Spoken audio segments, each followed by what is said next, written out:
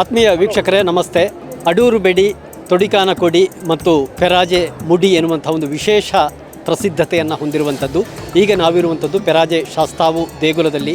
ಇಲ್ಲಿಯ ಭಗವತಿ ದೊಡ್ಡ ಮಡಿಯ ಉತ್ಸವ ಇವತ್ತು ನಡೀತಾ ಇದೆ. ಸಹಸ್ರ ಮಂದಿ ಈ ಒಂದು ಸಂಭ್ರಮಕ್ಕೆ ಈ ಒಂದು ಭಕ್ತಿಪೂರ್ವಕವಾಗಿ ಸೇರಿದ್ದಾರೆ. ಹಾಗಾದರೆ ಈ ಒಂದು ದೊಡ್ಡ ಮುಡಿಯ ವಿಶೇಷತೆ ಏನು, ಯಾವ ರೀತಿ ಅದು ನಡೀತಾ ಇದೆ ಎಲ್ಲವನ್ನು ನೋಡೋಣ ಬನ್ನಿ.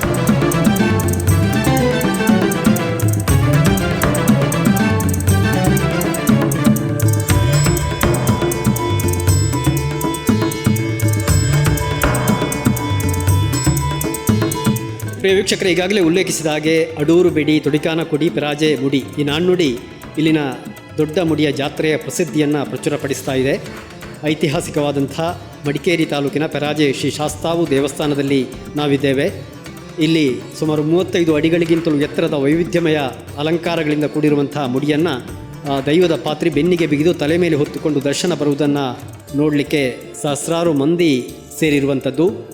ಸರಿಸುಮಾರು 30 ಅಡಿ ಎತ್ತರದ ತೆಳ್ಳಗೆ ಸಿಗಿದ ಬಿದಿರಿನ ಸಲಾಕೆಗಳಿಂದ ಗೋಪುರಾಕಾರ ನಿರ್ಮಿಸಿ ಅದಕ್ಕೆ ಬಣ್ಣ ಬಣ್ಣದ ಸೀರೆಗಳಿಂದ ಸುತ್ತಿ ಸಿಂಗರಿಸಿ ಈ ಮುಡಿಯನ್ನು ಗಾಳಿ ಹೊಡೆತದಿಂದ ತಪ್ಪಿಸಿ ಬಿಡದಂತೆ ಹಿಡಿದುಕೊಳ್ತಾರೆ. ಭಗವತಿ ದೇವಿಗೆ ಕಂಕಣ ಭಾಗ್ಯ, ಸಂತಾನ ಭಾಗ್ಯ ಹಾಗೂ ಇತರ ಕಾರ್ಯಗಳಿಗೆ ಹರಕೆ ಹೊತ್ತ ಭಕ್ತರು ತಮ್ಮ ಹರಕೆಯ ರೂಪದಲ್ಲಿ ಸೀರೆ, ಚಿನ್ನ, ಬೆಳ್ಳಿಗಳನ್ನು ಅರ್ಪಿಸಿ ಪ್ರಸಾದ ಸ್ವೀಕರಿಸುವಂತಹ ಪದ್ಧತಿ ಕೂಡ ಇಲ್ಲಿದೆ.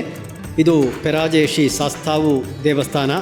ಇಲ್ಲಿ ದೊಡ್ಡ ಮುಡಿ ಅತಿ ವಿಶಿಷ್ಟತೆಯಿಂದ ಕೂಡಿರುವಂಥದ್ದು. ಈ ದೊಡ್ಡ ಮುಡಿ ಸೇವಾರಾಧನೆಗೆ ತನ್ನದೇ ಆದ ಐತಿಹ್ಯ ಇದೆ, ಕಥೆ ಕೂಡ ಇದೆ. ಪಾರ್ವತಿ ದೇವಿಯ ತಂದೆ ದಕ್ಷ ಯಜ್ಞ ಮಾಡುತ್ತಿರುವಂಥ ವೇಳೆ ಅಳಿಯನಾದ ಈಶ್ವರ ದೇವರಿಗೆ ಹೇಳಿರಲಿಲ್ಲ. ಈ ಯಜ್ಞದ ವಿಷಯ ತಿಳಿದ ಪಾರ್ವತಿ ತಂದೆ ನಡೆಸುವ ಯಜ್ಞದಲ್ಲಿ ಭಾಗವಹಿಸ್ತೇನೆ ಎಂದು ತನ್ನ ಪತಿ ಈಶ್ವರನಲ್ಲಿ ಪ್ರಾರ್ಥನೆಯನ್ನು ಮಾಡ್ತಾಳೆ. ಆದರೆ ಆಮಂತ್ರಣ ಇಲ್ಲದೆ ಯಜ್ಞಕ್ಕೆ ಹೋಗುವುದು ಬೇಡ ಎಂದು ಈಶ್ವರ ಹೇಳಿದರೂ ಕೂಡ ಪಾರ್ವತಿ ಹೋಗ್ತಾಳೆ. ಆದರೆ ಅಲ್ಲಿ ಎಲ್ಲ ದೇವರಿಗೆ ಮಾನ್ಯತೆ ನೀಡಿದರೂ ಕೂಡ ತನ್ನ ಪತಿ ಈಶ್ವರನಿಗೆ ಮಾನ್ಯತೆ ಸಿಗುವುದಿಲ್ಲ. ಇದರಿಂದ ಅವಮಾನಗೊಂಡ ಪಾರ್ವತಿ ರೌದ್ರ ಅವತಾರವಾಗಿ ತನ್ನ ಶರೀರದಲ್ಲಿ ಬೆಂಕಿ ಉತ್ಪತ್ತಿ ಮಾಡಿ ಯೋಗಾಗ್ನಿಯಲ್ಲಿ ಬೆಂದು ಹೋಗ್ತಾಳೆ. ಬಳಿಕ ರೌದ್ರ ರೂಪದ ಒಂದು ಭಾಗವಾದ ಪಾರ್ವತಿಯನ್ನು ಭಗವತಿ ದೈವವಾಗಿ ಆರಾಧನೆ ಮಾಡಲಾಗ್ತದೆ ಎನ್ನುವುದು ಇಲ್ಲಿಯ ಕತೆ. ಪೆರಾಜೆಯಲ್ಲಿ ಮೂಲ ದೇವರಾಗಿ ಧರ್ಮಶಾಸ್ತಾರನ ಆರಾಧನೆಯನ್ನು ಮಾಡಲಾಗ್ತದೆ. ಧರ್ಮಶಾಸ್ತಾರ ಎಂದರೆ ಈಶ್ವರ ಮತ್ತು ಪಾರ್ವತಿಯ ಪುತ್ರನ ರಕ್ಷಣೆಗಾಗಿ ಬಂದಿರುವುದು ಪಾರ್ವತಿಯ ರೂಪದ ಭಗವತಿ ಅಂತ ಹೇಳಲಾಗ್ತಾ ಇದೆ. ಆ ಮೂಲಕ ಭಗವತಿ ದೇವಿಯನ್ನು ಇಲ್ಲಿ ಆರಾಧನೆ ಮಾಡಲಾಗ್ತದೆ.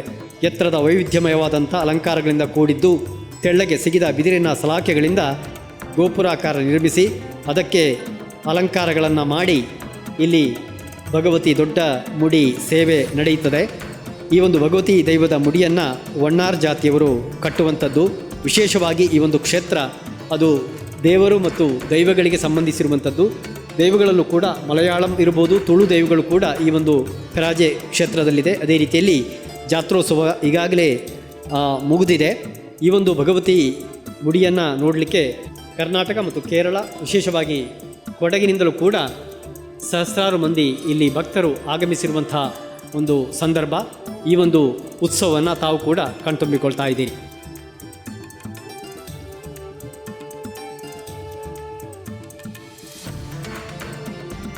ಪ್ರಿಯ ವೀಕ್ಷಕರೇ, ದೊಡ್ಡ ಮಡಿ ಉತ್ಸವವನ್ನು ಕಣ್ತುಂಬಿಕೊಳ್ತಾ ಇದ್ದೀರಿ. ನಮ್ಮೊಂದಿಗೆ ಈ ಕ್ಷೇತ್ರದ ಆಡಳಿತ ಮುಕ್ತಸ್ಥರಾಗಿರುವಂಥ ಎನ್ ಎ ಜಿತೇಂದ್ರ ನಿಡ್ಯಮಲೆ ಅವರಿದ್ದಾರೆ. ಕಳೆದ ಕೆಲವು ವರ್ಷಗಳಿಂದ ಅವರು ಈ ಒಂದು ಸಮಿತಿಯ ಮುಖ್ಯಸ್ಥರಾಗಿ ಈ ಒಂದು ಜಾತ್ರೋತ್ಸವವನ್ನು ಕೂಡ ಮುನ್ನಡೆಸ್ತಾ ಇದ್ದಾರೆ. ಹೇಳಿ ಒಂದು ವಿಶೇಷತೆ ಬಗ್ಗೆ. ಈಗಾಗಲೇ ಪೆರಾಜೆ ಜಾತ್ರೆ ನಡೀತಾ ಇದೆ. ಜಾತ್ರೋತ್ಸವದ ನಾವು ಮಧ್ಯಭಾಗದಲ್ಲಿದ್ದೇವೆ. ಈಗ ದೇವರ ಉತ್ಸವ ಮುಗಿದು ನಂತರ ಮಲಯಾಳಿ ಭೂತಗಳ ಹೊತ್ತಿಗೆ ಸಮಾಪ್ತಿಗೊಳ್ಳುತ್ತದೆ. ಈಗಾಗಲೇ ಸಾವಿರಾರು ಭಕ್ತರು ಈ ಒಂದು ಜಾಗದಲ್ಲಿ ಜಮಾವಣೆಗೊಂಡಿದ್ದಾರೆ. ವಿಶೇಷ ಏನು ಅಂತಂದರೆ ಬಹುಶಃ ಈ ಒಂದು ಜಾತ್ರೆ 1 ತಿಂಗಳ ಪರ್ಯಂತ ನಡೆಯುವಂಥದ್ದು ಮತ್ತು ಇದು ದೇವರ ಜಾತ್ರೆಯು ಮತ್ತು ದೈವದ ಜಾತ್ರೆಯು ಅದೊಂದು ವಿಶೇಷತೆ ಅಲ್ಲ? ಹೌದು, ಖಂಡಿತವಾಗಿ ಕೂಡ. ನಾವು ಕಳೆದ ಬಾರಿ ಕೂಡ ಹೇಳಿದ್ದೇವೆ, ಕೆಲ ಜಾತ್ರೋತ್ಸವ ಅಂತ ಹೇಳಿದರೆ ಹೆಚ್ಚು ಕಡಿಮೆ 1 ವಾರದವರೆಗೆ ಇರ್ತದೆ ಬಹುತೇಕ ಕಡೆಗಳಲ್ಲಿ. ಅದು 1 ದಿವಸ 2 ದಿವಸಕ್ಕೂ ಕೂಡ ಅದು ಪರಿಸಮಾಪ್ತಿಗೊಳ್ಳುವಂಥದ್ದು. ಆದರೆ ನಮ್ಮಲ್ಲಿ ಅಂದರೆ ಮಾರ್ಚ್ 9ಕ್ಕೆ ಗೊನೆ ಕಡಿದ್ರೆ ಏಪ್ರಿಲ್ 10ರವರೆಗೆ ಸುಮಾರು 1 ತಿಂಗಳು. ಆದರೆ ಈ ಗೊನೆ ಕಡಿದ ನಂತರ ಸುಮಾರು 15 ದಿವಸ ನಮಗೆ ಅಲ್ಲಿ ಅಂತರ ಇದೆ. ಈಗ ಕೆಲವು ಕಡೆ ಗೊನೆ ಕಡಿದು 1 ವಾರದ ನಂತರ ಉತ್ಸವ ಪ್ರಾರಂಭವಾಗುವಂಥ. ಆದರೆ ನಮಗೆ ಇಲ್ಲಿ ಅದು ಯಾಕೆಂತ ಗೊತ್ತಿಲ್ಲ, ಅದು ಹಿಂದೆ ಪ್ರಶ್ನಾ ಚಿಂತೆಯಲ್ಲಿ ಕೂಡ ಇದನ್ನೇ ನೀವು ಮುಂದುವರಿಸಬೇಕು ಅಂತೇಳಿ ಒಂದು ಚಿಂತನೆ ಆಗಿತ್ತು. ಅದನ್ನು ಹಾಗೆ ನಾವು ಮುಂದುವರಿಸ್ಕೊಂಡು ಬಂದಿದ್ದೇವೆ. ಮಾರ್ಚ್ 9ಕ್ಕೆ ಕೊನೆ ಕಡಿದ್ರೆ ನಂತರ ಏಪ್ರಿಲ್ ಮಾರ್ಚ್ 25ಕ್ಕೆ ನಾವು ಉಗ್ರಾಣವನ್ನು ತುಂಬಿಸ್ಕೊಳ್ಳೋದು. ಹಾಗೆ ಮಾರ್ಚ್ 25ರಿಂದ ಏಪ್ರಿಲ್ 10ರವರೆಗೆ ನಿರಂತರವಾಗಿ ಸುಮಾರು 15-16 ದಿವಸ ನಮಗೆ ಪ್ರತಿ ದಿವಸ ಈ ಒಂದು ಕಾರ್ಯಕ್ರಮ ಇದೆ. ದೇವರ ಉತ್ಸವ, ಆನಂತರ ಮಲಯಾಳಿ ಭೂತಗಳ ಉತ್ಸವ, ಆನಂತರ ತುಳು ಮಾತಾಡುವ ದೈವಗಳ ಉತ್ಸವ, ಆನಂತರ ಪುನಃ ವಿಷ್ಣುಮೂರ್ತಿ, ರುದ್ರಚಾಮುಂಡಿ ಈ ಥರ.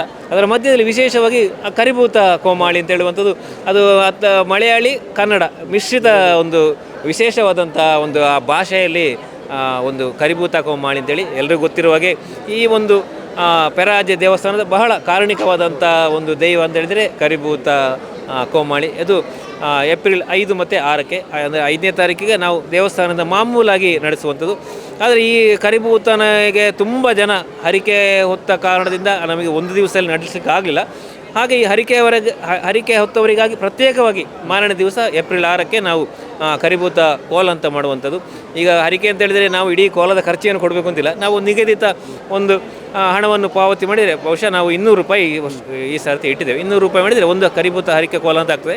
ಅಲ್ಲಿ ಆ ದೈವದ ಎದುರು ಪ್ರಾರ್ಥನೆ ಮಾಡಿಕೊಳ್ಳುವಂಥದ್ದು ಅಥವಾ ಪ್ರಾರ್ಥನೆ ಮಾಡಿಕೊಂಡಲ್ಲಿಗೆ ಪರಿಹಾರವಾಗಿ ಕೊಡುವಂಥದ್ದು, ಎರಡೂ ಕೂಡ ನಡೀತದೆ. ಆ ಒಂದು ರೀತಿಯಲ್ಲಿ ಭಕ್ತರು ಸಂತುಷ್ಟರಾಗ್ತಾರೆ. ಬಹಳಷ್ಟು ನಿದರ್ಶನಗಳಲ್ಲಿ ನನಗೆ ಹೀಗೆ ನಾನು ಬೇಡಿಕೊಂಡಿದ್ದೆ, ನನ್ನ ಕಾರ್ಯ ದೇವರು ನಡೆಸಿಕೊಟ್ಟಿದ್ದಾನೆ ಅಂತ ಹೇಳುವಂಥದ್ದೇವರೇ ಜಾಸ್ತಿ ಇಲ್ಲಿ ಬರುವಂಥದ್ದು.